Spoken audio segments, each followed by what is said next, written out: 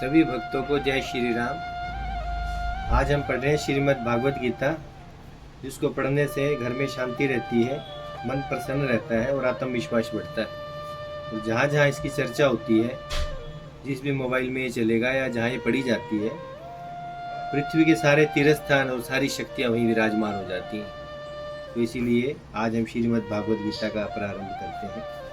श्री ओम नमो भगवते वासुदेव ईश्वराय, आदि पुरुष अपरंपार अलेख पुरुषाय नमः। दोहा, जगत बंधु ज्योति स्वरूप जी की जाननहार, हरि यश मांगन आयो दास प्रभु के द्वार। श्री भगवान ने अर्जुन को जो गीता ज्ञान दिया सो मुझे मिले। हे भव भय भंजन श्री कृष्ण जी, सो किशोर दास मांगता है। हे प्रभु, गीता ज्ञान के उच्चारण करने से तुम्हारे भक्त पूर्ण ब्रह्मा को पाते हैं। हे प्रभु, मैं आपकी शरण में पड़ा हूँ। किशोर दास और कृष्ण दास अति दीन गरीब हैं और आप परम प्रवीण आरत दुख भंजन हो। हे श्री कृष्ण भगवान, तेरे संतों और भक्तों के हेतु मैं यह ज्ञान भाषा में कहता हूँ। श्री गीता के ज्ञान की कथा प्रारंभ।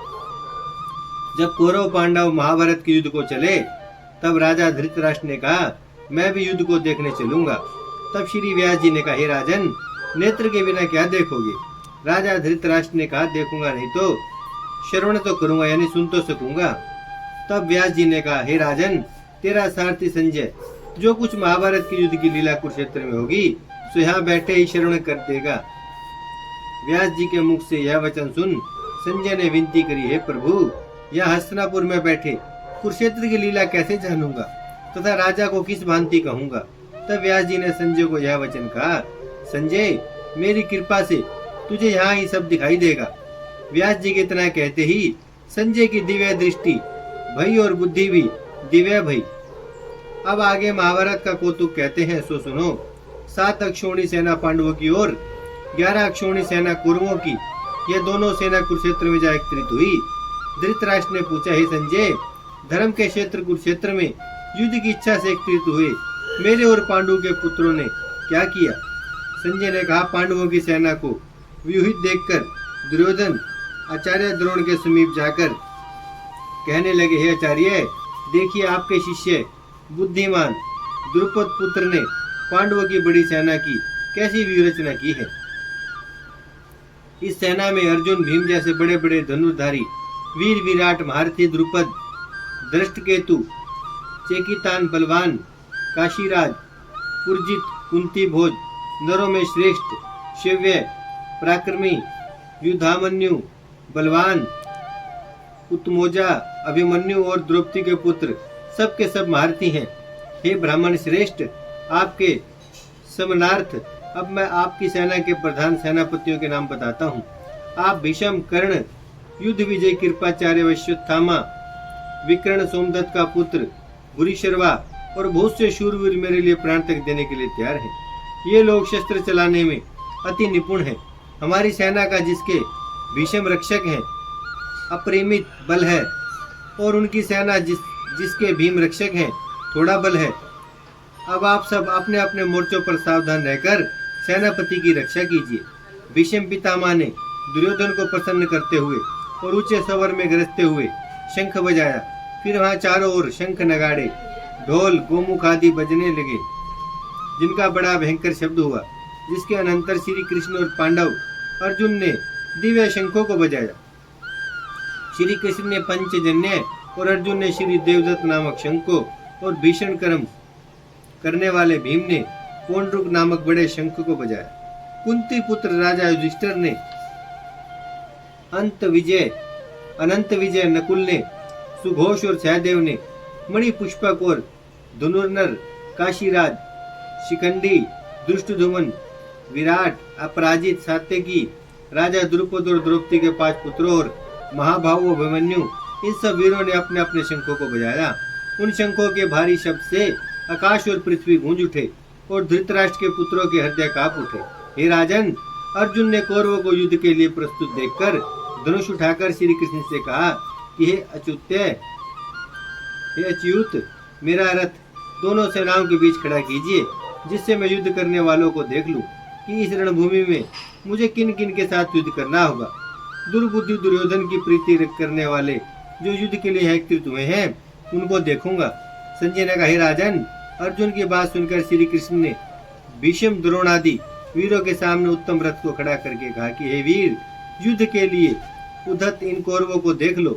अर्जुन ने चाचा, बाबा, गुरु, मामा, भाई, पुत्र, पौत्र, मित्र, ससुर और स्वजनों को शस्त्र सुसज्जित खड़े देख और उसने इन दोनों सेनाओं में अपने ही सब बांधवों को देखकर परम दर्याद्र हुए यह वचन कहे, हे कृष्ण, युद्ध की इच्छा से आए हुए इन अपने बंधुओं को देख, मेरे अंग ढीले होते जाते हैं और मुख सूखा जा रहा है, मेरा शरीर बेकल होता है, गांडीव हाथ से गिरा जाता है। हे केशव, मुझ में यहाँ खड़े रहने की सामर्थ्य नहीं है और सब लक्षण में उल्टे देख रहा हूँ और संग्राम में अपने स्वजनों का वध करके कोई लाभ नहीं होगा। हे कृष्ण, मैं जीत, राज्य और सुख भी नहीं चाहता हूँ। हे प्रभु, हमको राज्य भोग तथा जीवन में क्या काम है? हे प्रभु, हमको राज्य भोग तथा जीवन से क्या काम है? क्योंकि जिनके लिए राज्य भोग और सुख की इच्छा की जाती है वे सब इस युद्ध में प्राण और धन की इच्छा छोड़ मरने को तैयार है। आचार्य, पिता, पुत्र, पितामह, मातामह, ससुर, पुत्र, साले और संबंधी ये सब मुझे मारे तो भी है मधुसूदन, मैं इन्हें मारने की इच्छा नहीं करूंगा। हे जनार्दन, त्रिलोकी के राज्य के लिए भी मैं इन्हें मारना नहीं चाहता, फिर इस पृथ्वी के राज्य के लिए तो कहना ही क्या। हे जनार्दन, धृतराष्ट्र के पुत्रों को मारकर हमारा क्या भला होगा, इसलिए हमें अपने भाई धृतराष्ट्र के पुत्रों को मारना अनुचित है। हे माधव, सब जनों को मारकर क्या हम सुखी हो सकते हैं? ये सब लोग के वशीभूत हैं और कुल के नाश करने तथा मित्र द्रोह करने में, पाप द्रोह करने में पाप को नहीं देखते। कुल नाश के दोष को जानते हुए भी हमको इस पातक से क्यों नहीं दूर रहना चाहिए? कुल का नाश होने से कुल के प्राचीन धर्म नष्ट हो जाते हैं, फिर धर्म नाश होने से कुल में पाप बढ़ता है। हे कृष्ण, पाप से कुल की स्त्रियां व्यभिचारिणी होती हैं, जिससे वर्णशंकर संतान उत्पन्न होती है।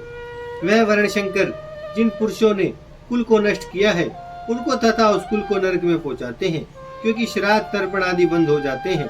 वर्णशंकर बनाने वाले दोषों से कुल ध्वंसकों के जाति धर्म और कुल धर्म निरंतर नाश होते हैं। हे जनार्दन, मैंने बराबर सुना है कि कुल धर्म नष्ट होने से निश्चय नरकवास करना होता है। हाय, हम बड़ा पातक करने को तैयार हैं, जो राज्य सुख के लोभ से स्वजनों को मारने की कोशिश कर रहे हैं। शस्त्रों को धारण किए हुए धृतराष्ट्र के पुत्र यदि मुझे शस्त्र रहित और उपायहीन को रणभूमि वध कर डाले, धृतराष्ट्र के पुत्र यदि मुझे शस्त्र रहित और उपायहीन को रणभूमि में वध कर डाले तो मेरा बहुत कल्याण हो।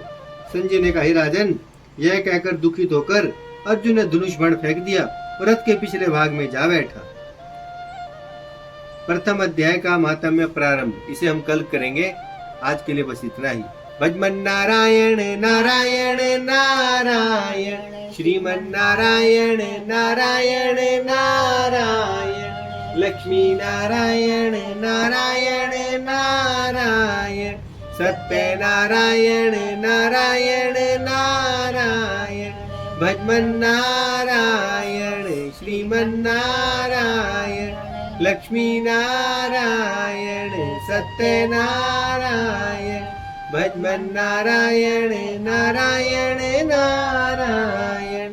गीता माता की जय। ही कपड़े फेंक देना। गंगा मैया की जय। धरती माता की जय।